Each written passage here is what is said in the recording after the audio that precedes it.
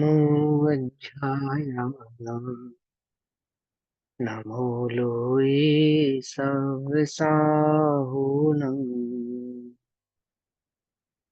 ओङ्कारं बिन्दुसंयुक्तं नित्यं ध्यायन्ति योगिनः कामदं मोक्षदं चैव काराय नमो नमः मङ्गलं भगवान् वीरो मङ्गलं गौतमो गणी मङ्गलं कुन्दकुन्दार्द्यो जैन धर्मोऽस्तु मङ्गलम् सर्वमङ्गलमाङ्गल्यं सर्वकल्याणकारकं प्रधानां सर्वधर्माणां जैनं जयतु शासनम् नमः समय साराय स्वानुभूत्या चिकासते चित्स्वभावाय भावाय सर्वभावान्तरच्छिदे।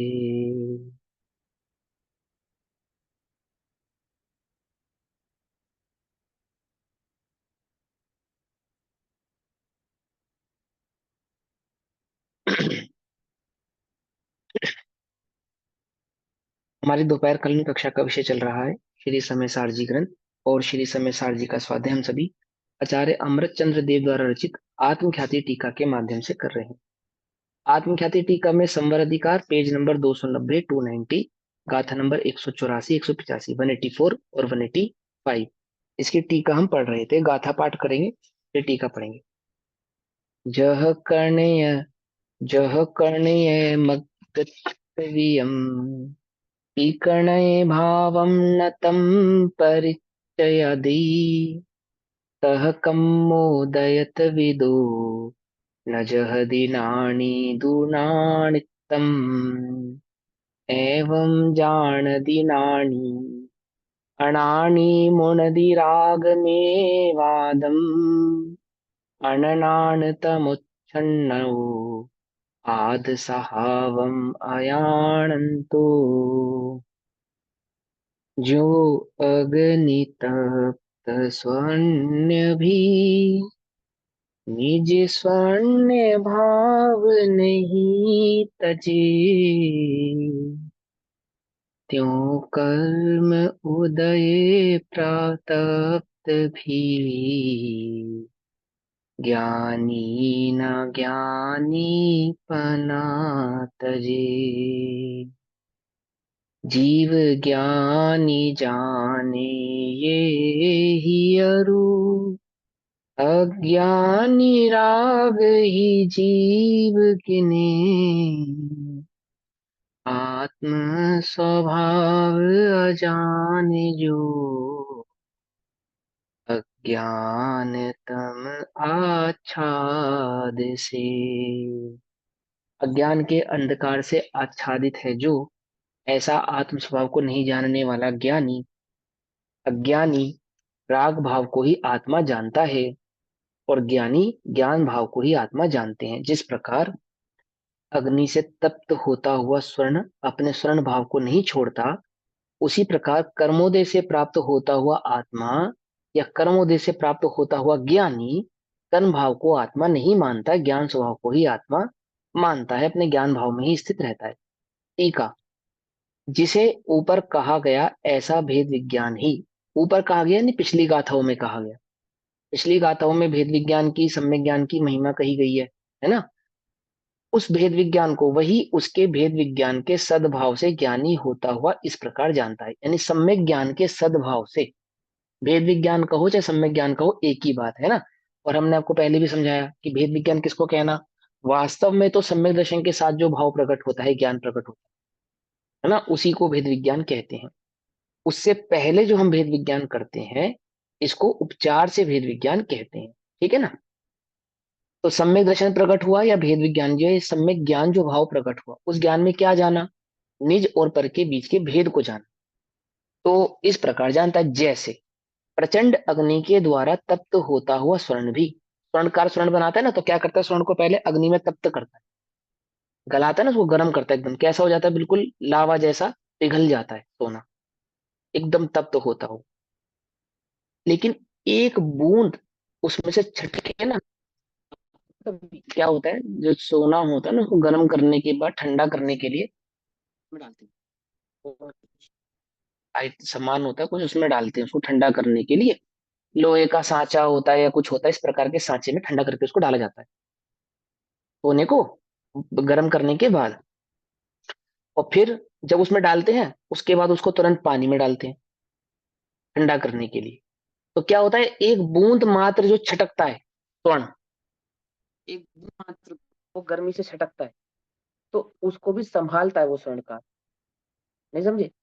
जो तपता हुआ गर्म, आवाज आ रही मेरी? नहीं आ रही? आवाज आ रही ना? हाँ।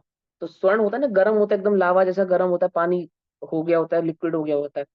और एक बूंद जब छटकता है उसमें से, बूंद तो मैंने बहुत बड़ी कही, बहुत छोटा सा उसका कण जब छटकता है, तो उस कण को भी वो संभालता है। क्यों? क्योंकि उसके लिए वे अग्नि नहीं है। अग्नि की भांति तप्त होता हुआ, अग्नि समान दिखता हुआ भी अग्नि नहीं है। क्या है उसके लिए? वो स्वर्ण है, सोना है। सोना है। जो स्वर्णकार होता है, उस अग्नि से तप्त स्वर्ण की एक बूंद को भी क्या नहीं मानता? क्या नहीं मानता? हाँ, अग्नि नहीं, स्वर्ण मानता। स्वर्ण, स्वर्ण है ये, है ना?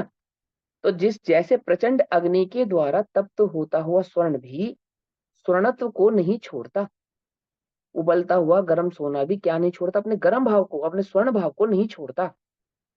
उसी प्रकार प्रचंड कर्मोदय के द्वारा घिरा हुआ होने पर भी, अब प्रचंड कर्मोदय के द्वारा घिरा होने पर भी क्या मतलब है? देखो, अ, द्रव्यक्रम, भावक्रम और नोक्रम, तीनों भावों से समझो। जैसे मुनिराज हैं, उनके प्रचंड कर्म का उदय है। प्रचंड कर्म का उदय अर्थात असाता का उदय है, उपसर्ग हो रहा है किसी प्रकार का नो कर्म में। कोई सर पे सगड़ी जला रहा है ना? सियालनी 3 दिन तक खा रही है, भस्म व्याधि रोग हो गया है, आदि आदि कई प्रकार के रोग हो गए हैं। कोढ़ हो गया है, 700 वर्ष तक कोढ़ रहा वादिराज मुनिराज को, है ना? ऐसे कई प्रकार के रोग हो गए, या कहीं बाहर उपकृत, देवकृत, मनुष्यकृत उपसर्ग हो गए। यशोधर मुनिराज को उपसर्ग हो गया, आदि आदि उपसर्ग हो गए। तो उपसर्ग के काल में भी क्या करते हैं? एक ज्ञान स्वभाव का ही वेदन करते हैं, ज्ञान स्वभाव का ही अनुभव करते हैं।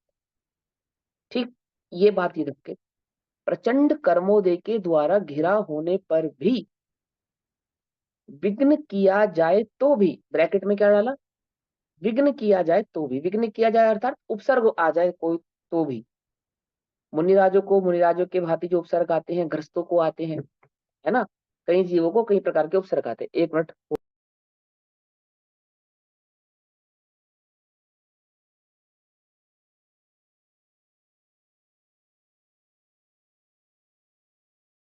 तो क्या होता है कि घिरा, घिरा होने पर भी विघ्न किया जाए तो भी, अब विघ्न कौन कर रहा है?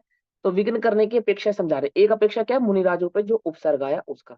ये तो हो गई कौन सी? द्रव्य कर्मों के उदय की अपेक्षा से। दूसरा, मान के चलो ज्ञान में जो औदैहिक भाव उत्पन्न होते हैं, जैसे रामचंद्र जी को सीता के प्रति उत्पन्न हो रहा है, या भरत चक्रवर्ती को 6 खंड के प्रति हो रहा है, अपने चक्रवर्तीत्व भाव के प्रति हो रहा है ना? अथवा जो जन्म से ही 3 ज्ञान के धारी हैं, ऐसे आदिनाथ भगवान बस असी मसी कृषि आदि का ज्ञान दे रहे हैं, उपदेश दे रहे हैं। दे रहे नहीं दे रहे? नीलांजना आदि का नृत्य देख रहे हैं। तो ज्ञानियों के जो जीवन चरित्र आप पढ़ रहे हैं, उनके जीवन में जिस जिस प्रकार के भाव उत्पन्न हो रहे हैं, किसमें? औदैहिक भावों की अपेक्षा से। उन औदैहिक भावों के उदय होने पर भी किसको नहीं छोड़ते? अपने ज्ञान भाव, ज्ञान स्वभाव से दृष्टि को छोड़ते नहीं है। ना मुच्चरी, छोड़ते नहीं है। अर्थात ऐसा नहीं है कि किसी कर्म के उदय में, किसी कर्म के उदय अनुसार परिणमन करते हुए वे मिथ्या दृष्टि हो जाते हैं। ऐसा नहीं है। कोई जीव छायक सम्यक दृष्टि है, नरक में है, नरक में नरक के दुखों को भोग रहा है। सो नरक के अनुसार परिणमित होता हुआ भी, वह नारकी होता हुआ भी क्या नहीं छोड़ता? अपने सम्यक दर्शन को छोड़ता नहीं है। ना मुच्यति, छोड़ता नहीं। समझे बात? मैं आत्मा हूं, इस श्रद्धान को नहीं छोड़ता। कि कैसी बात कर रहे हो? मैं आत्मा हूं ऐसा जानकर भी वह क्रोध करता है। मैं आत्मा हूं ऐसा जानकर भी वो लोभ करता है। मैं आत्मा हूं ऐसा जानकर भी वो मान रखता है। ऐसा हो सकता है? कि हाँ, इसी भाव को यहाँ समझा रहे हैं। यही समझा रहे कि जिसे तुम क्रोध मान माया लोभ कहते हो या मानते हो, वास्तव में वो क्रोध मान माया लोभ नहीं है। उन्हें उपचार से क्रोध मान माया लोभ कहा जाता है। कुछ बात समझ में नहीं, देखो ये बड़ी उल्टी पढ़ाई लगेगी, स्यादवाद को समझोगे तो ये भाव समझ में आएगा। समय सार ऐसी ही दुधारी तलवार जैसी बात है ये।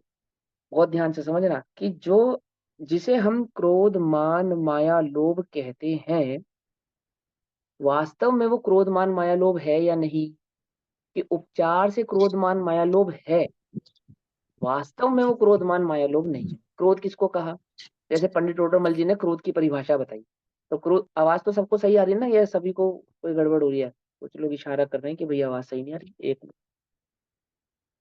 आवाज एकदम ओके भैया, ठीक है, आ रही है नेटवर्क में, आवाज तो सही है। हाँ नेटवर्क में इशू होगा। तो सुनो, जैसे पंडित टोडरमल जी ने कहा क्रोध किसे कहते हैं, क्रोध की क्या परिभाषा दी उन्होंने, कि दूसरे का जो बुरा करने का परिणाम है उसे क्रोध कहते हैं। किसी का, अन्य जीव का क्रोध, बुरा करने का जो परिणाम है उसको क्रोध कहते हैं। जैसे माँ अपने बच्चों को मारती है, गुरु अपने शिष्य को प्रताड़ित करता है, सजा देता है ना, तो क्या वह क्रोध है या नहीं? पिता अपने बच्चे को मारता है, डांटता है, तो वह क्रोध है या नहीं? कि दोनों अपेक्षाओं को समझेंगे।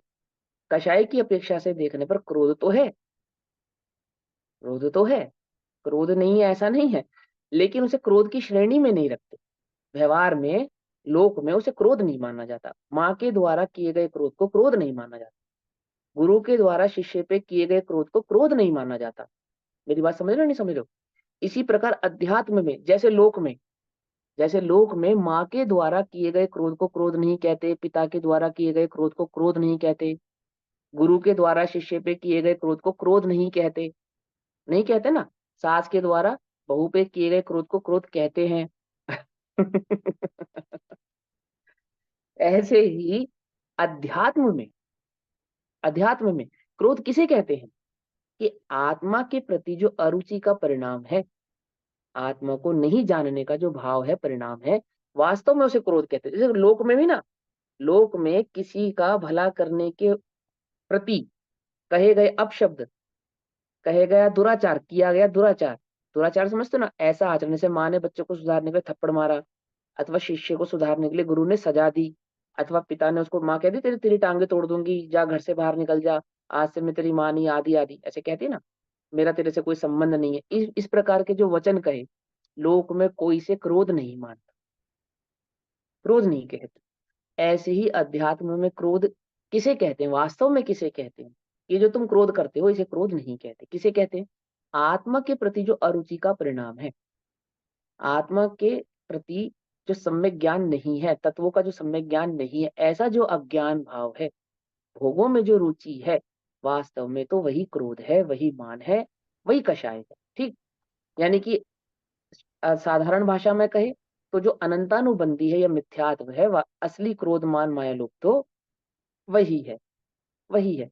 अब दूसरी अपेक्षा, ऐसा भी नहीं, अगर वही माँ बहुत ज्यादा इसी प्रकार का स्वभाव रखे कि बात बात में टोके, बात बात में रोके, बात बात में डांटे, तो उसको क्रोधी भी कहते हैं, कि तू थोड़ा अपना गुस्सा शांत रखा कर, इतना क्रोध करना अच्छा भी नहीं है। दोनों नीतियां होती है ना लोक में, दोनों बातें रखते हैं।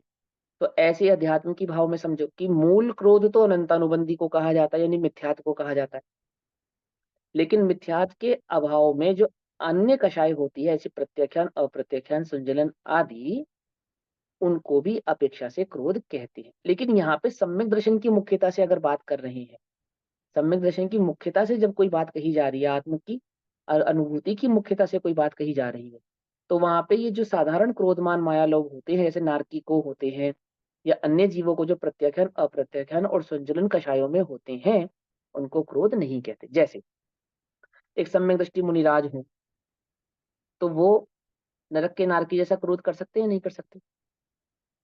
हो सम्यक दृष्टि, ये नहीं कर सकते।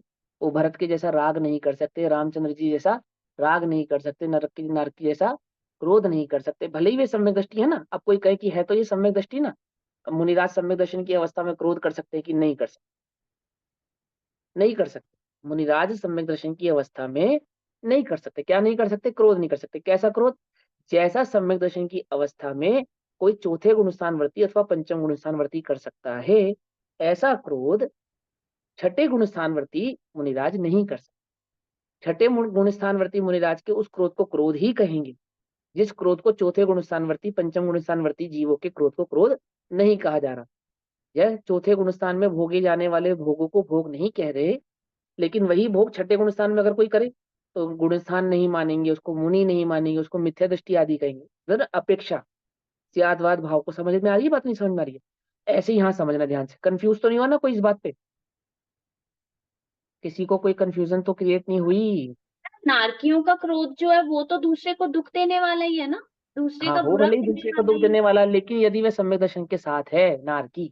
और सम्यक नरक जैसे परिणमन में दर्शन। नारकी जैसा कर रहा है, तो उसके क्रोध को क्रोध नहीं कहते। मैं बता रहा हूँ ना, अपेक्षा वही तो समझा रहा हूँ कि कहाँ किस अपेक्षा से किसको क्रोध कहा जाएगा, ये बात समझनी पड़ेगी यहाँ। अब ये सारी कषायों में लगाना पड़ेगा, एक क्रोध की अपेक्षा से नहीं है, सारी कषायों में। अब यहाँ समझो कि प्रचंड कर्म का उदय हो। अब प्रचंड कर्म के उदय को कई प्रकार से समझना पड़ेगा। मुनिराजों को उपसर्ग की अपेक्षा से कर्म का उदय हो, पंचम गुण स्थान वर्ती चौथे गुण स्थान वर्ती आदि को औदैक भावों की अपेक्षा से कर्म का उदय हो। किसी के प्रति राग का भाव, किसी के प्रति द्वेष का भाव, जैसे रामचंद्र जी को रावण के प्रति द्वेष है या नहीं है? बिल्कुल है, उसमें कोई आपत्ति नहीं है। तू सीता को अगर सुरक्षित नहीं लौटाता है तो मैं तुझे समूल नष्ट कर दूंगा।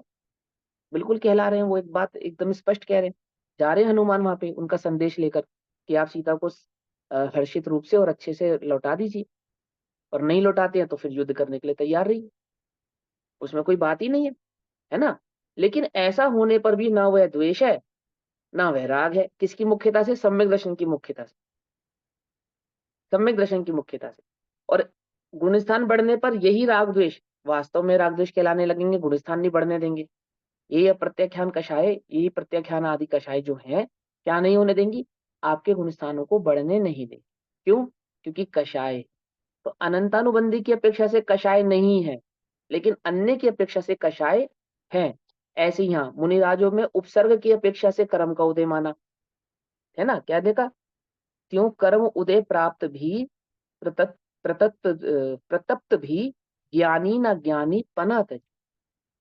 गाथा नंबर 184, दूसरे नंबर की लाइन क्या लिखी है? त्यों कर्म उदय प्रतप्त भी, कर्म के उदय से प्रतप्त होता हुआ, कर्म के उदय में तप्त होता हुआ, कर्म के उदय में उदय से परिणमित होता हुआ। अब कैसे परिणमन की यहाँ पे बात कही जा रही है कि मुनिराजों को उपसर्ग की अपेक्षा से कही जा रही है, और निचली भूमिका के गुण स्थानों में जो जीव हैं उनको कर्म के उदय में जो उनके औदायिक आदि भाव हैं, राग द्वेष आदि के परिणाम हैं, उनकी अपेक्षा से इस बात को कहा जा रहा है। क्लियर हो गई बात? अब ये टीका पढ़ेंगे ना, बिल्कुल अच्छे से समझ में आएगी, क्योंकि मुनिराजों को औदायिक भाव की अपेक्षा से भी कह सकते हैं, लेकिन गुण स्थान प्रमाण। जैसे मुनिराज जो ग्रंथ लेखन कर रहे हैं, ये मुनिराजों का कार्य नहीं है, ये आचार्यों का कार्य नहीं है। क्या है उनका कार्य? कि कार्य तो यही है कि आत्मा में स्थिर होंगे और कभी बाहर ना। इस उद्देश्य से मुनि बने हैं, ग्रंथ लेखन करने के उद्देश्य से मुनि नहीं बने।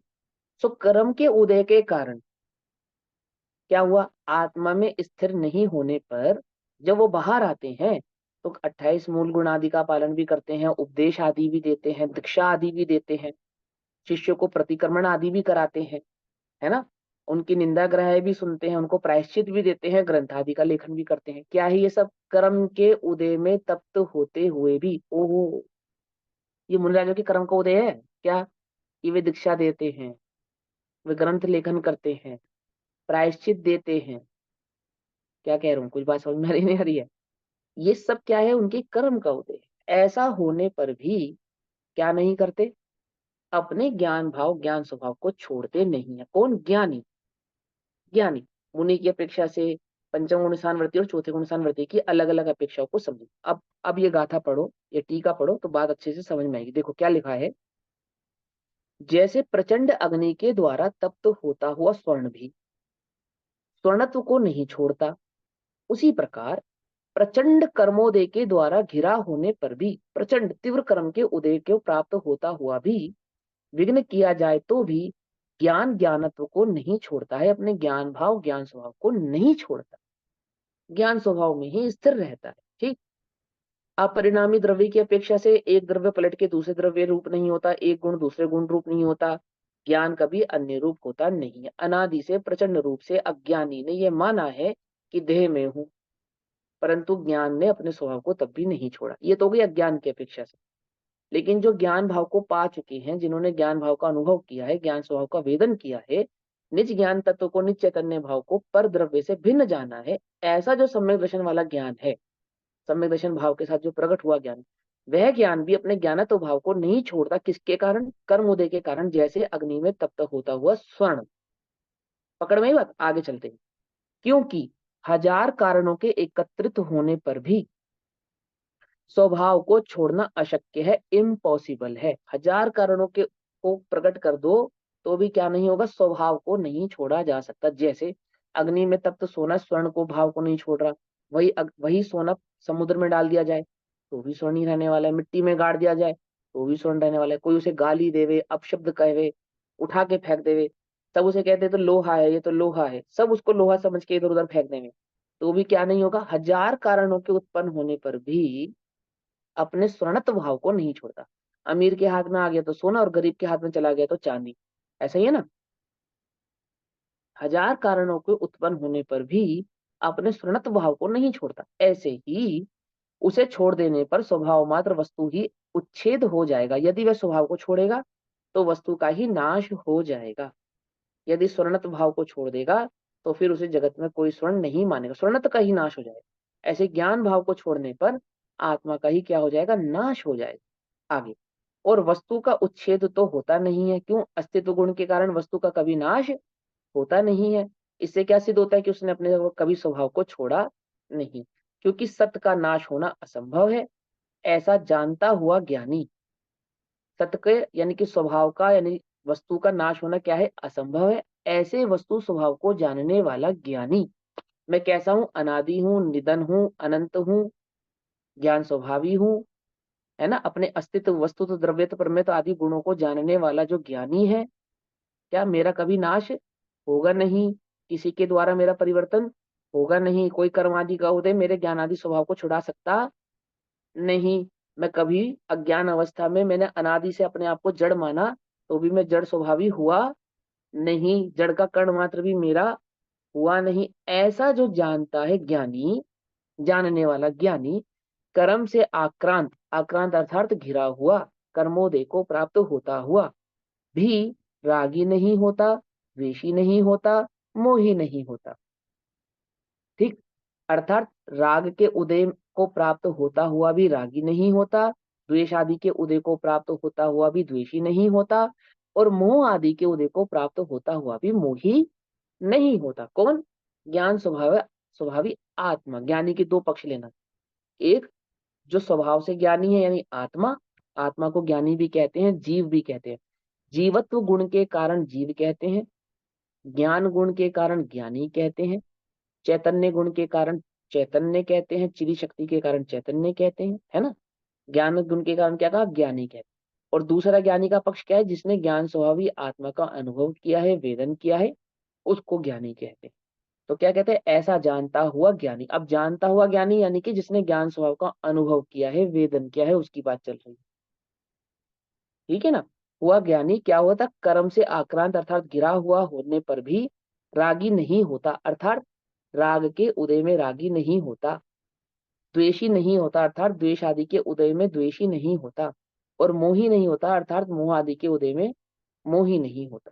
किंतु, लेकिन, किंतु वह शुद्ध आत्मा का ही अनुभव करता है, एक शुद्ध चैतन्य भाव का ही वेदन करता है, अनुभव करता है।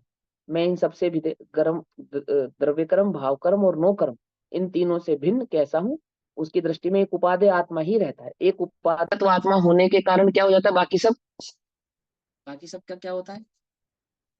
ये हो जाते हैं गे, हे हो जाते हैं, गे गौण हो हो जाते हैं, जाता गे भी क्या कहें? हाँ, गौण जाते हैं या हे हो जाते हैं। ठीक है ना? मैं उनको गे भी नहीं कह रहा हूँ, अभी हे कह रहा हूँ। देखो, एक बात और समझाता हूँ गे और हे के संदर्भ में।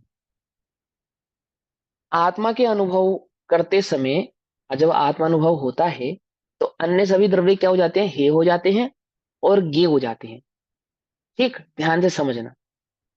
सदमस की अपेक्षा से तो मात्र हे ही होते हैं, क्योंकि एक बार में एक ही को जानेगा। हे, है ना? यानी कि गे और हे एक साथ नहीं जान पाएगा। जैसे स्वभाव है ना उसका, उपादेय, उपादेय और गे एक साथ नहीं जानेगा। एक साथ कैसे जानेगा? या तो उपादेय को जानेगा या तो गे को जानेगा। यदि गे में दृष्टि होगी तो उपादेय पे नहीं होगी, और उपादेय पे होगी तो गे को नहीं, गे पे नहीं होगी। ये अनुभव की अपेक्षा से बतला रहा हूं मैं आपको। और केवल ज्ञानी के साथ कैसा है कि हे गे उपादेय तीनों को एक साथ जान सकते हैं, युगपत जान सकता है, युगपत जानेगा। तो यहाँ वो जो ज्ञानी जो शुद्ध आत्मा का ही अनुभव कर रहा है, वेदन कर रहा है, जिसकी दृष्टि में उपादेय है, उपादेय तत्व की दृष्टि होने पर बाकी सब क्या हो जाएंगे, गौण हो जाएंगे, छूट जाएंगे, दृष्टि से हट जाएंगे।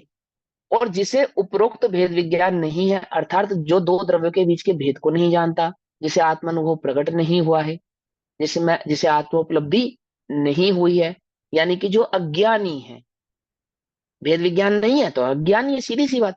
तो जिसे उपरोक्त भेद विज्ञान नहीं है, वह उसके अभाव से, अर्थात ज्ञान स्वभाव चैतन्य भाव के अनुभव के अभाव के कारण, ज्ञान के अभाव के कारण, अभाव से अज्ञानी होता हुआ, अज्ञान अंधकार द्वारा आच्छादित होने से, अज्ञान अंधकार में डूबा हुआ होने से, अज्ञान अंधकार से ढका हुआ होने से, या अपने अज्ञान भाव के कारण होने से, चैतन्य चमत्कार मात्र आत्म स्वभाव को नहीं जानता हुआ, राग ही आत्मा मानता हुआ रागी होता है, द्वेषी होता है और मोही होता है। अर्थात राग के उदय में रागी, द्वेष के उदय में द्वेषी, और मोह आदि के उदय में मोह आदि भाव को ही प्राप्त होता है। कब होता है, स्वभाव को नहीं जानने के कारण होता है। देखो, ज्ञानी को भी राग का उदय और अज्ञानी को भी राग का उदय, दोनों को एक जैसा राग का उदय होने पर भी अज्ञानी रागी है और ज्ञानी रागी नहीं, अज्ञानी द्वेषी है और ज्ञानी द्वेषी नहीं। ऐसा नहीं कह रहे कि राग द्वेष आदि का उदय नहीं होने पर वो ज्ञानी है, ऐसा नहीं कह रहे। अज्ञान का, राग का उदय होने पर भी ज्ञानी रागी नहीं है, और जो अज्ञानी है वो रागी है। ये तो हो गई उदय की बात। उदय नहीं होवे, मंद होवे, अज्ञानी होवे, तो भी रागी है। तीव्र उदय होवे, ज्ञानी है, सो भी रागी नहीं है। क्यों?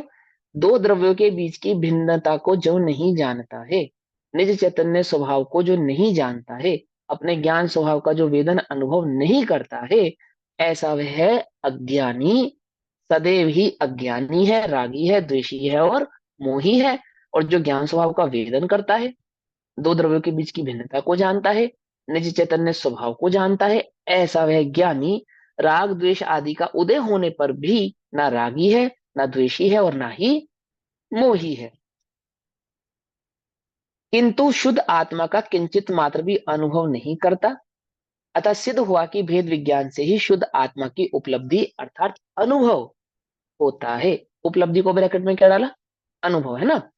इससे वो अनुभव होता है भेद विज्ञान से। ये क्या सिद्ध होता है कि एक भेद विज्ञान ही, एक सम्यक ज्ञान ही, है ना, एक सम्यक उपाय क्या है आत्मोपलब्धि का, कि दो द्रव्यों के बीच की भिन्नता को जानना, दो द्रव्यों के बीच के भिन्न भिन्न स्वभाव को जानना ही एकमात्र आत्मा की उपलब्धि अर्थात अनुभव का कारण है।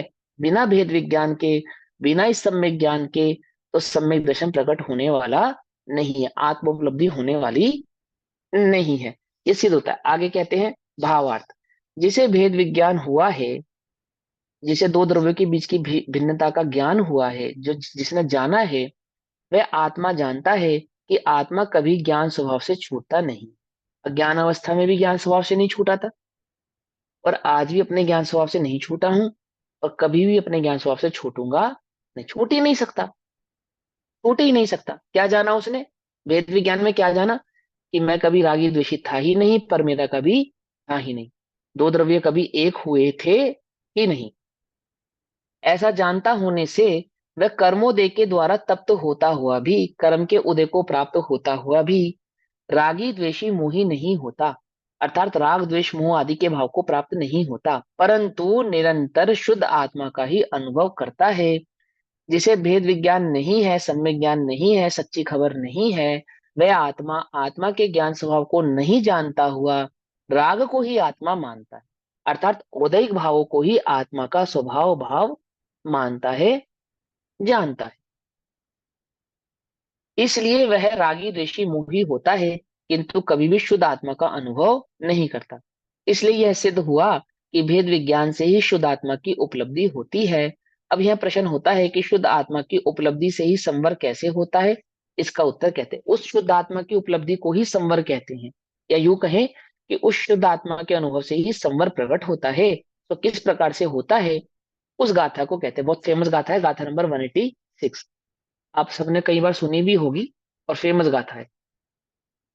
शुद्धम तु वियाणन्तो शुद्धम चैव पयं लहदी जीवो जानन्तो दु अशुद्धम अशुद्धमेव पयं लहदी। लहरी माने लखना या प्राप्त होना। शुद्धम यानी शुद्ध, तू को, व्याणंतो जानता हुआ, शुद्धम शुद्ध है। शुद्ध को जानता हुआ, जानता हुआ मतलब, अनुभव करता हाँ ठीक है ना। यहाँ जानने का अर्थ अनुभव से है, हमेशा ध्यान रखना। ठीक है ना। तो वास्तविक जानना तो अनुभव ही है। वास्तविक जानना, जिसको जानना कहते हैं, लोक में भी जिसको जानना कहते हैं ना, वो अनुभूति को ही कहते हैं। ठीक है ना। अगर किसी जानने को जानना नहीं कहते।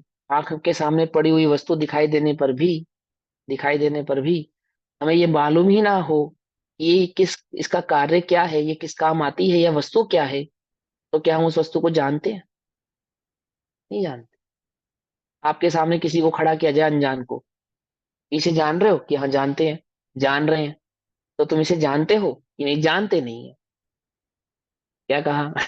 ये हमें दिखाई दे रहा है, ये भी सही है, ये मनुष्य इसको भी जानते, ये भी बात जानते हैं, लेकिन हम इसे नहीं जानते। क्या नहीं जानते? उसके बारे में नहीं जानते, उसका स्वभाव नहीं जानते, कौन है क्या है कुछ नहीं जानते। तो क्या जानते हैं हम उसके बारे में? कुछ नहीं जानते। समझे ना, जानने का अर्थ समझ रहे ना, क्या होता है जानने का मतलब? कि देखना मात्र जानना नहीं है, उसके भाव स्वभाव को जानना ही वास्तविक जानना है ना। ऐसे ही क्या कहते हैं, शुद्धम तु विनंतो शुद्धम, जो शुद्ध को जानता हुआ शुद्ध है। एवं वह आत्मा लहदी प्राप्त करता है जीवो जीव। वह वह जीव तत्व है आत्मा, शुद्ध आत्मा को प्राप्त करता है जो शुद्ध जानता है। जानन तो दु अशुद्धम, जानता हुआ, और अशुद्धम, जो अशुद्ध भाव को जानता है। अशुद्ध में वह अशुद्ध ही आत्मा लहदी प्राप्त करता है, अशुद्ध आत्म भाव को प्राप्त करता है। जो शुद्ध जाने आत्म को, वह शुद्ध आत्म ही प्राप्त हो। अनशुद्ध जाने आत्म को, अनशुद्ध आत्म ही प्राप्त हो। हम्म? इस एक गाथा के ऊपर लोगों ने ऐसी ऐसी किताबें लिखी हैं कि करोड़ों अरबों रुपए की संपत्ति के मालिक हो गए वो लोक में, इस एक गाथा के आधार से। समझे? इतना बड़ा साइकोलॉजी का विज्ञान खड़ा है जगत के अंदर। एक रॉबर्ट हंटर की किताब है, द मिस्ट्री, द सीक्रेट, है ना। सुनी, पढ़िए, नाम सुने, नाम नहीं सुने इन किताबों के नाम। फेमस किताबें हैं, अवार्ड विनिंग किताबें। बहुत फेमस रिच, है द सीक्रेट। हाँ, the rich dad poor dad और ये सब किताबें हैं ना, जितनी भी मोटिवेशनल बुक्स हैं, जितनी भी, इतनी सारी, अमीर बनने के उपाय आदि आदि, लोक में। क्या पूरा कॉन्सेप्ट समझा देता हूँ आपको। पूरा कॉन्सेप्ट इस गाथा के अंदर है कि आप दुनिया को, अपने जीवन को जिस नजरिए से देखेंगे, आप अपने जीवन में उस बात को प्राप्त कर लेंगे। द सीक्रेट किताब, टोटल किताब का क्या रिजल्ट है? आपके पास साइकिल है और आप गाड़ी में घूमना चाहते हैं, तो आप अपनी साइकिल को यही मानो कि ये कार है। इसी तरीके के साथ उसके साथ बिहेव करो, अपनी साइकिल के साथ ऐसा ही बिहेव करो कि मानो आप कार में ही घूम रहे हैं। और ऑटोमेटिकली ऐसे सरकमटेंसेस बनेंगे कि आपके पास गाड़ी आ जाएगी। माने अल्टीमेटली उस किताब का ये सार है। यहाँ क्या कहते हैं कि देखो भाई, इस जीव ने अनंत बार सब कुछ प्राप्त किया, लेकिन कौन सी चीजों को प्राप्त किया? नश्वर, नश्वर, है ना। जगत के समस्त सुखों को प्राप्त किया, सुख के नाम पे जो भी वो चाहता था वो सब कुछ उसको मिल गया। लेकिन क्या हुआ कि वो सारा नश्वर था, स्थायी नहीं था। तो कुछ समय तक ही टिका और फिर रह नहीं पाया, चला गया। ऐसी क्या चीज है जो अविनश्वर है? कि वह मोक्ष पद है। उसको प्राप्त करने का क्या तरीका है? एक आत्मा को जानना। कैसी आत्मा को जानना? वह अपने आत्म तत्व को तुम जैसा जानोगे, जैसा मानोगे, ऐसे ही भाव को तुम प्राप्त होने वाले हो, अन्य किसी भाव को तुम प्राप्त होने वाले नहीं हो। तुम्हें संसार में सुख लगेगा तो संसार के अलावा तुम्हें कुछ और प्राप्त होने वाला नहीं। संसार में सुख है नहीं, तुमने माना है। ध्यान रखना, तुमने ऐसा माना है कि संसार में सुख है, तो तुम्हें संसार प्राप्त होगा। और संसार की सभी अवस्थाएं प्राप्त होंगी फिर, क्योंकि तुमने संसार में सुख माना है। जैसे मैं इसके लिए मैं एक उदाहरण ये देता हूँ कि जिन लोगों को सलमान खान पसंद है, वो ऐसा कहते हैं कि यार काश हम भी सलमान खान होते। उदाहरण तो अच्छा नहीं है, लेकिन ये उदाहरण फिट है। तो मैं उनसे ही कहता हूँ कि देखो भाई, सलमान खान हो जाओगे बिल्कुल, कोई बड़ी बात नहीं है। लेकिन तैयार रहना किसके लिए? कि तुम्हारी शादी नहीं होगी इसके लिए। उसकी नहीं हुई ना। वो जिसे पसंद करेगा वो उसे छोड़ के चली जाती है। तो तुम जिसे पसंद करोगे वो तुम्हें छोड़ के चली जाएगी, इस बात के लिए। तुम शराब के नशे में किसी सोते हुए पे गाड़ी चलाओगे, तुम्हारे ऊपर केस होगा, कितने दिनों तक तुम्हें जेल के चक्कर काटने पड़ेंगे, इस बात के लिए। हिरण के शिकार के केस में वो कितने सालों तक जेल के चक्कर काटने पड़े, और सब रहा बदनामी आदि आदि, इन बातों के लिए। क्यों?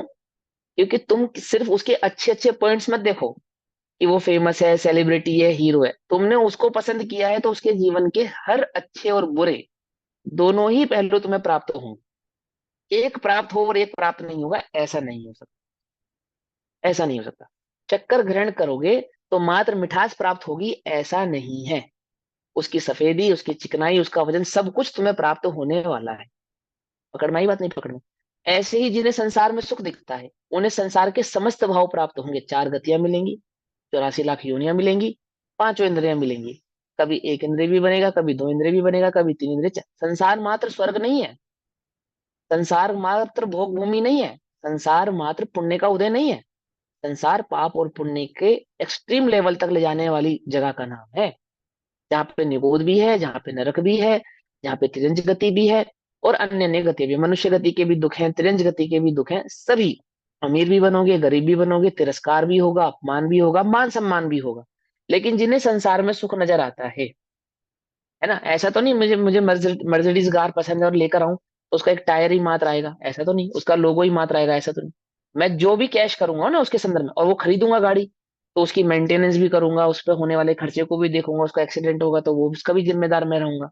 मैंने सब चीजों की जिम्मेदारी किसकी हो जाएगी? मेरी हो जाएगी। संसार में सुख नजर आता है जिन्हें, उन्हें संसार भाव प्राप्त होगा। संसार प्राप्त होने का मतलब क्या है? कि चार गतियां प्राप्त होंगी, 84 लाख योनियां प्राप्त होंगी, नरक स्वर्ग सब पर प्राप्त होगा। संसार मात्र क्या नहीं है? भूमि नहीं है। संसार मात्र स्वर्ग नहीं है। संसार मात्र पुण्य का उदय नहीं। यदि तुम्हें संसार में कण मत मात्र भी अच्छा लगा, कण मात्र भी, ध्यान रखना ये शर्त है इस बात की, उस किताब की भी ये शर्त है। यदि यदि तुमने कण मात्र भी अपनी साइकिल को साइकिल जाना, तो तुम्हें गाड़ी नहीं मिलेगी। कण मात्र भी उस साइकिल को गाड़ी ही मानना पड़ेगा। ऐसे ही मोक्ष मार्ग का क्या क्या नियम है? यदि तुमको कण मात्र भी संसार का कोई भाव पसंद आया, कण मात्र भी, तो बेटा तैयार है ना, तुम्हें संसार ही प्राप्त होने वाला है। अन्य किसी भाव को तुम प्राप्त होने वाले फिर नहीं। ठीक। और कण मात्र भी पसंद आएगा संसार, तो संसार का समस्त भाव ही आने वाला है। कोई एक भाव आ जाएगा ऐसा नहीं। जैसे तुम्हें संसार में पुण्य का उदय अच्छा लगता है, तो मात्र पुण्य प्राप्त होगा, ऐसा नहीं है। नहीं है ना। गता दशा चारो गति की दयनीय है। दया का न किंतु यहाँ विधान, चरण जो अपराधी को दे, स्वयं अपराधी वह भगवान। कहें क्या स्वर्ग सुखों की बात। क्या भैया, संसार में स्वर्ग बहुत बढ़िया है, स्वर्ग मिल जाए और कुछ ना मिले, स्वर्ग मिल जाए। करे क्या स्वर्ग सुखों की बात, वहां की कैसी अद्भुत टेव। अंत में बिलखे छय छय मास, कहे हम कैसे उसको देव। बोलो भैया, कुछ बात समझ में नहीं आ रही? कि भैया सुख तो किसका है? चक्रवर्तियों का है। सुख तो किसका है? ओहो, 6 खंड की विभूतियां, इतनी रानियां, इतना वो। हुए तीर्थंकर से बली, तिनकी नहीं चली, मौत नहीं टली, तो अब क्या करिए। हैं? जिस पंथ चले भगवंत वही आचरिए। कुछ बात समझ में नहीं रही? जो शुद्ध जाने आत्मको को भाव को समझा रहा हूं मैं आपको। यदि तुम्हें कण मात्र भी अच्छा लगा इस एक आत्म भाव के अलावा अन्य कोई भी भाव, तुम्हें वह प्राप्त हो जाएगा। घबराना नहीं। तुम्हें स्वर्ग चाहिए, तुम्हें स्वर्ग मिल जाएगा, लेकिन स्वर्ग के बाद स्वर्ग के देवता कहाँ जाते हैं? 99% देवता तिरंज आदि गतियों में जाते हैं, 99%। फिर वहां भी जाना पड़ेगा। और फिर तिरंज से कहाँ जाते हैं? एक आत्मा में जाए बगैर चारों गतियों में 84 लाख योनियों में जाना ही पड़ेगा। तैयार रहना। कुछ बात समझ में? और यदि तुम्हें आत्मा प्रिय है, तो आत्मा भी कैसा प्रिय होना चाहिए फिर तुम्हें? ऐसा नहीं ढुलमुल, आधा आत्मा प्रिय आधा संसार प्रिय, ऐसा नहीं। ऐसा नहीं। पूर्व रंग अधिकार में 6 मास की शर्त में ये बात कही ना, कि तन मन धन से एकाग्रता से पूरे संसार की दृष्टि को छोड़कर कण मात्र भी नहीं रखना वहां, और एक आत्मा को ही उपादेय करेगा, तो निश्चित ही सम्यक दर्शन को प्रकट करेगा। है ना? यही भाव यहाँ समझा रहे हैं। यदि तुम्हें आत्मा प्रिय, मोक्ष प्रिय, अनंत सुख, अनंत दर्शन, अनंत सुख प्रिय, केवल ज्ञान प्रिय है, सर्वज्ञता प्रिय है, तो फिर कण मात्र भी अज्ञान भाव का नहीं रखना। कण मात्र भी एकदम शुद्ध, माने शुद्ध, शुद्ध समझते हो ना? शुद्ध मतलब समझते हो ना? ये बाजार में बिकने वाले शुद्ध की बात नहीं है, यहाँ शुद्ध मतलब शुद्ध, प्योर, जिसमें अंश 16 का मात्र होना। भी। हाँ, 16 टन का होना चाहिए, बिल्कुल 24 कैरेट, 24 मतलब 24, 99.9 वाला नहीं, 91,000% वाला है ये। ठीक है ना?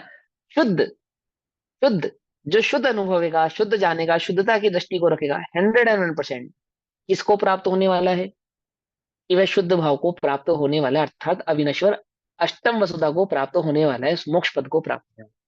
पकड़ में बात? ये देखो क्या है। जो शुद्ध जाने आत्म को, वह शुद्ध आत्म ही प्राप्त हो। अनशुद्ध जाने आत्म को, अनशुद्ध आत्म ही प्राप्त हो। है? क्या बढ़िया बात! एकदम चिंतामणि रतन इसलिए तो कहते हैं इसे आत्मा को।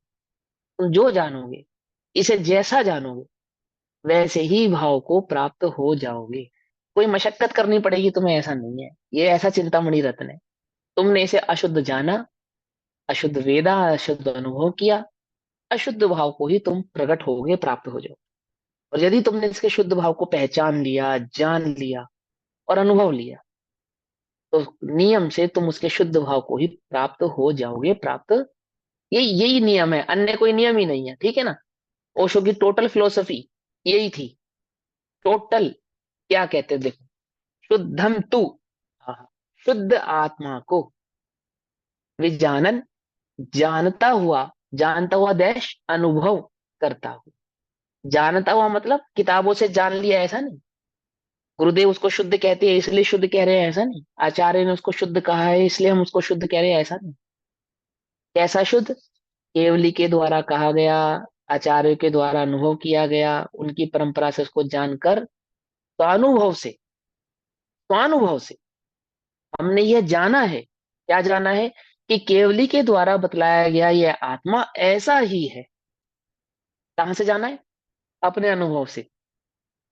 मात्र अपने अनुभव से जाना नहीं, अनुभव को कहां से मिलाया? केवली के द्वारा बतलाए गए मार्ग से मिलान करके हमने ये जाना है। क्या जाना है? कि भगवान के द्वारा बतलाया गया ये आत्मा, मैं ऐसा ही हूं, ऐसा ही हूं। है ना? याद है? समय साथ लिखने से पहले क्या शर्त है?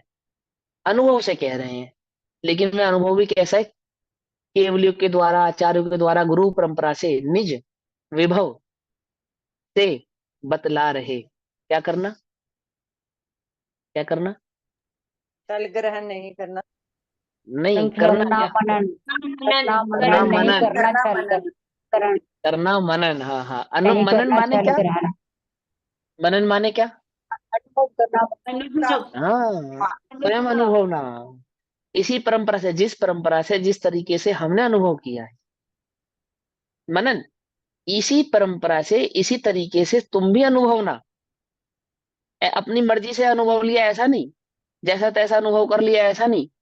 और तुम्हें जरा सा कुछ हो गया, हाँ हाँ मैं तो कुछ हुआ है, ऐसा वाला नहीं। ये परंपरा, जिस परंपरा से हमने किया है, तुम इस बात का मनन करना, विचार करके अनुभव करना। जैसा तैसा अनुभव नहीं कर लेना। जगत में ऐसे बहुत परमहंसी हैं।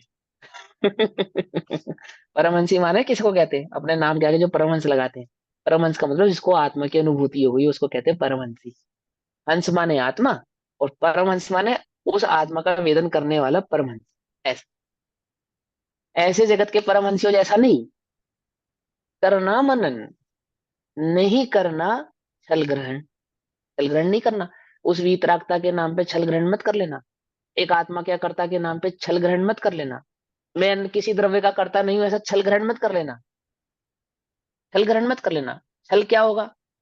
और अपने जैसे लगेंगे, अपनों को औरों जैसा समझेगा। क्या है छल? क्या है छल? और अपने जैसे लगेंगे, अपनों को औरों जैसा मन समझेगा। समझे नहीं? समझ में? अन्य लिंगी सिद्धा क्या है? ये छल है। उल्टा नहीं पकड़ना भैया। हाँ, उल्टा नहीं पकड़ना। कटाक्ष या हस्तक्षेप या आरोप नहीं। आप बुद्धि को निर्मल करने के लिए कह रहे हैं। क्या अन्य लिंगी सिद्धा क्या है? छल है, छल। छल क्या कौन से लिंग से सिद्ध होते? बोलो भैया। हाँ, जिनलिंग। जिनलिंग से सिद्ध होते, जिनलिंग से, व्यवहार से, जिनलिंग से। स्वलिंग स्वतत्व को, स्व भाव को अनुभव किए बिना नहीं होता। अब उसको पे मनन करना पड़ेगा। लेकिन एक आत्मा को मोक्ष होता है ना, शरीर को मोक्ष नहीं होता। तो स्त्री को भी हो सकता है, पुरुष को भी हो सकता है, क्योंकि आत्मा तो स्त्री पुरुष नहीं है।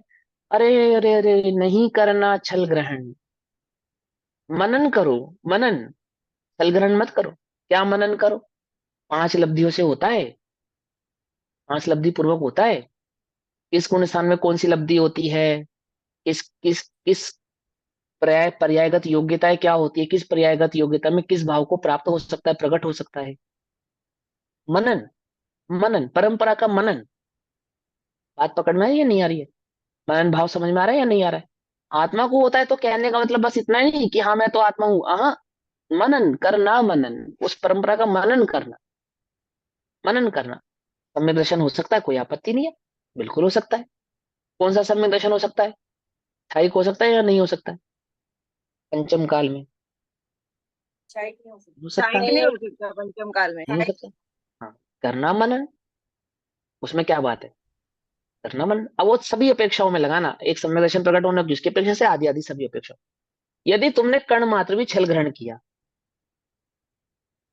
यदि तुमने कण मात्र भी छल ग्रहण किया, जो अविशुद्ध जाने आत्म को, अनशुद्ध जाने आत्म को, वह अनशुद्धता को प्राप्त हो। छल ग्रहण करने वाला छल भाव को ही प्राप्त होगा। इसको प्राप्त नहीं होगा? आत्म भाव को प्राप्त नहीं होगा। अभी उल्टा नहीं पकड़ना ज्यादा, तो ध्यान से समझना। मैं जो समझाना चाहता हूँ बहुत कुछ है कहने के लिए, पर आप लोग उलझ ना जाओ ना, इसलिए मैं ज्यादा खींचता नहीं। अभी सुनो। शुद्धम तु, शुद्ध आत्मा को, शुद्धम तु, शुद्ध आत्मा, विजानन, जानता हुआ, अनुभव करता हुआ, जीव जीव, शुद्धम च एव आत्मानम, शुद्ध आत्मा को ही लभते, प्राप्त करता है। उसका लाभ, लाभ माने प्राप्त होना, लाभ, लभते, प्राप्त करता है। और अशुद्धम, अशुद्ध आत्मानम, आत्मा को जानन, जानता हुआ, अनुभव करता हुआ, आत्मा को देह अनुभव करता हुआ, आत्मा को रागी द्वेषी अनुभव करता हुआ। आत्मा को तो खैर जानता ही नहीं, राग द्वेष को ही आत्मा मानता हुआ, देह आदि को ही मैं हूं ऐसा मानता हुआ, पर पदार्थ ही मेरे सुख दुख का कारण है ऐसा मानता हुआ जीव, अशुद्धम एव, अशुद्ध आत्मा को ही लभते, प्राप्त करता है। एक अशुद्ध, अशुद्ध भाव को ही प्राप्त करता है। समझ में बात? जो सदा ही अछिन्न धारावाही ज्ञान से, अछिन्न, जिसका छेदन नहीं हुआ हो, जिसको किसी ने मिटाया नहीं हो, जिसमें किसी भी प्रकार का कोई डिस्टरबेंस क्रिएट नहीं हुआ हो, अच्छेदन, जिसका, जिसमें छेदन नहीं हुआ, जिसको ढका नहीं गया हो, रोका नहीं गया हो, आदि आदि। आप पूछो, कुछ पूछ। बिना रुकावट के। हाँ, बिना रुकावट। कोई कुछ बोल रहा था, चलो। जो सदा ही अछिन्न धारावाही ज्ञान से शुद्ध आत्मा का अनुभव किया करता है, जो बिना रुकावट के एक आत्मा का ही वेदन करता, अनुभव करता। बिना रुकावट के मतलब, अब रुकावट के दो मतलब समझ लो। एक मतलब तो ये है कि आत्मा में स्थिर हुआ, बाहर नहीं आया। बस उसका आत्मा का अनुभव अनुभव अनुभव, एक तो यही अर्थ है। लेकिन बिना रुकावट के मतलब जो कण मात्र भी, तिल मात्र भी, बिंदु मात्र भी आत्मा के स्वभाव में प्रभाव को नहीं मिला रहा, प्रभाव को नहीं मिला रहा। समझे? ऐसा नहीं कि वो ध्यान करने बैठा एक बार आंख खोलकर देख लूं, ऐसा नहीं। ऐसा नहीं, ये तो स्थूल स्थूल भाव समझा। मैंने जिसको बिंदु मात्र भी अवकाश नहीं दिया, जिसने किसको, प्रभाव को, प्रभाव को एकमात्र जानना मात्र जानने भाव को ही, चैतन्य भाव मात्र को ही जिसने स्थिर किया है, कोई मिलावट नहीं की जिसने, तो जो सदा ही अछिन्न धारावाही ज्ञान से, धारावाही ज्ञान से शुद्ध आत्मा का अनुभव किया करता है, आहा, एक ज्ञान स्वभाव से, ज्ञान स्वभावी आत्मा का ही वेदन किया करता है, वह ज्ञानमय भावों में से ज्ञानमय भाव ही होता है। वह उसी भाव को, वह ज्ञान ज्ञानमय भाव में ही सतत वर्तता है, ज्ञानमय भाव को ही प्राप्त होता है। इस नए के अनुसार नए कर्मों के आश्रवण का निमित्त जो राग द्वेष मोह की संतति परंपरा या यूं कहूं मिलावट है, कर्मों के आश्रव की क्या है परंपरा? ये जो अविच्छिन्न धारा है ना, अछिन्न धारा ज्ञान की, इसमें क्या मिला देना? प्रभाव को मिला देना। क्या हो गया? धारा तोड़ दी तुमने, धारा टूटी तो क्या हुआ? आश्रव। बात पकड़ में ही नहीं। समझे? भाई दीवार में कहीं पे भी छेद होगा तो वहीं से घुसेगा जो भी घुसना है, जितना बड़ा छेद होगा उतना बड़ा प्रभाव घुसेगा। हालांकि आत्मा में कोई पर छेद हो जाता है उसको नहीं, वो नहीं है, उदाहरण दे रहे हैं, ठीक है ना? छोटा छेद होगा तो छोटा भाव घुसेगा, और बड़ा होगा तो बड़ा। तो ऐसे ही वो क्या कह रहे हैं, उच्चन यानी कि ज्ञान स्वभाव में, सतत ज्ञान धारा में जो निरंतर अपने उपयोग को स्थिर करते हैं, प्रभाव का तो वहां प्रवेश ही नहीं होता, प्रवेश ही नहीं होता। लेकिन जो क्या होता है, इस नए के अनुसार नए कर्मों के, यानी नवीन कर्मों के जो बंध का कारण है या आश्रव का कारण है, उनका जो निमित्त है क्या है? वह जो राग द्वेष मोह की संतति प्रभाव, उसका निरोध होने से, उसका अभाव होने से, उसकी दृष्टि नहीं करने से शुद्ध आत्मा को ही प्राप्त करता है। आगे ना बात। अविच्छिन्न का मतलब क्या हो गया? जो राग द्वेष मोह की दृष्टि नहीं करते, जो राग द्वेष मोह का अनुभव नहीं करते, जो आत्मा में राग द्वेष मोह आदि भाव को नहीं मिलाते, एक चैतन्य भाव को ही जानते हैं, एक चैतन्य भाव की ही दृष्टि करते हैं, एक ज्ञान स्वभाव में ही स्थिर रहते हैं। क्या हो जाता है उनके साथ कि राग द्वेष मोह आदि का जो आश्रव भाव है उसका क्या होता है? अभाव हो जाता है, निरोध हो जाता है, एक आत्मा को ही प्राप्त करता है।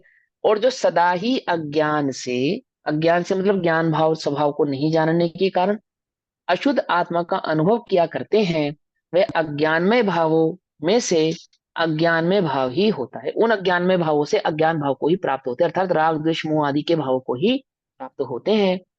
इस न्याय के अनुसार नए कर्मों के आश्रवण का जो निमित्त है, ऐसा जो राग द्वेष मोह की संतति है, उसका निरोध नहीं होने से अशुद्ध आत्मा को ही प्राप्त करता है। अशुद्ध आत्मा को प्राप्त करता है अर्थात संसार को प्राप्त करता है। आत्मा को अशुद्ध कहना, देखो दो प्रकार की आत्मा आपने पढ़ी होंगी, एक मुक्त, एक संसारी। पढ़िए ना, एक मुक्त, एक संसारी। जीव दो प्रकार के, मुक्त और संसारी। संसारी मतलब अज्ञानी, मुक्त माने ज्ञानी। अब स्थूलता से तो कहेंगे सिद्धों को मुक्त, है ना, और बाकी सबको संसारी। लेकिन सूक्ष्मता से क्या कहेंगे? ज्ञानी को मुक्त, अज्ञानी को संसारी। पकड़ मेरी बात, है ना? तो वह अब वो आश्रय भाव को ही प्राप्त होता है, अशुद्ध आत्मा को ही प्राप्त होता है। अतः शुद्ध आत्मा की उपलब्धि से, अनुभव से ही संवर होता है। एक शुद्ध आत्मा के वेदन से, उपलब्धि से, उसके अनुभव से ही जीव को संवर आदि भाव प्रकट होता है। ये बात यहाँ कही, बाकी का भाव हम कल पढ़ेंगे, अभी समय हुआ। तब तक के लिए सभी को जय जिनेन्द्र। ओम नमः सिद्धेभ्यः। निज निधि निज में बताई, यह अनंत उपकार है, उसके लिए जिनवाणी माखो वंदना शतबार।